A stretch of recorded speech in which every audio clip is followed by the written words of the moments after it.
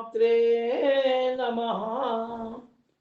తెలుగువారందరికీ మాతృభాషా దినోత్సవ శుభాకాంక్షలను అందజేస్తోంది మీ ఆహాహా ఏమి పద్యం ఛానల్.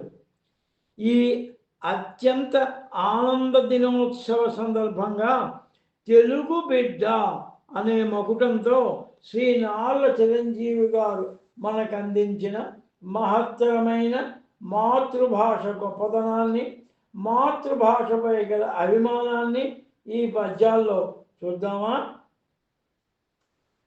దేశమేదన్నచో తెలుగు దేశమనుము, జాతి ఏదన్నచో తెలుగు జాతి అనుము, వంశమేదన్నచో తెలుగు వాడననుము, తెలుగు కీర్తిని చాటుము తెలుగు బిడ్డ. దేశము, జాతి, వంశము అన్ని తెలుగు తేజము నిండిన నేల నాదేనని చాటి చెప్పవయ్యా ఓ తెలుగు బిడ్డ. తెలుగు కీర్తిని సర్వత్రా వ్యాపింపచేయవయ్యా అంటున్నారు కవిరాజు గారు తెలుగు బిడ్డలను ఉద్దేశించి. అలాగే జన్మభూమి కంటే సర్వంబులేదేది, మాతృభాష కంటే మధురమేది, కన్న తల్లి కంటే ఘనదైవమింకేది, తెలియమయ్య నీవు తెలుగు బిడ్డ.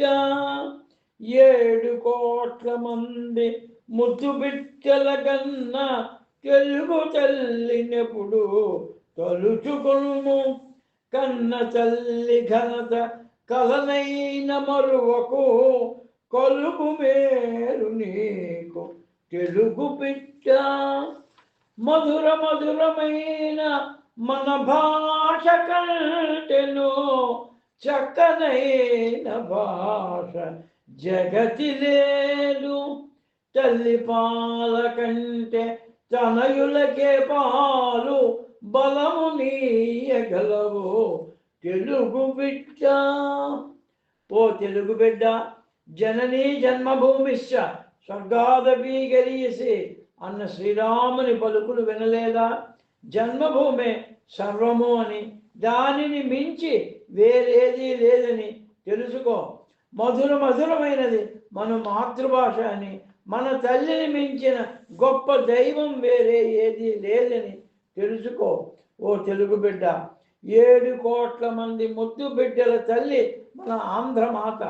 ఆమె ఘనతను కలలో కూడా మరువకు, నీకు సదా మేలు కలుగుతుంది సుమా.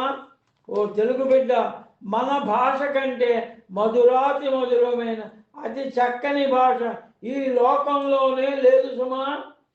తల్లిపాలే కదా అత్యంత శ్రేష్టము మరియు బలం ఇచ్చేవి, వీటికి మించి వేరే ఏవి ఇవ్వలేవు కదా అని ఈ విధంగా మాతృభాషలోని మహిమలను, గొప్పతనాన్ని ఏంటో గొప్పగా చాటి చెప్పారు శ్రీ నార్ల వారు ఈ పద్యాల ద్వారా. ఈ పద్యాలు మీకు నచ్చినట్లయితే లైక్ చేయండి, షేర్ చేయండి, సబ్స్క్రైబ్ చేయండి. మళ్ళీ మరో పద్యంలో కలుద్దాం. అందరికీ నమస్కారం.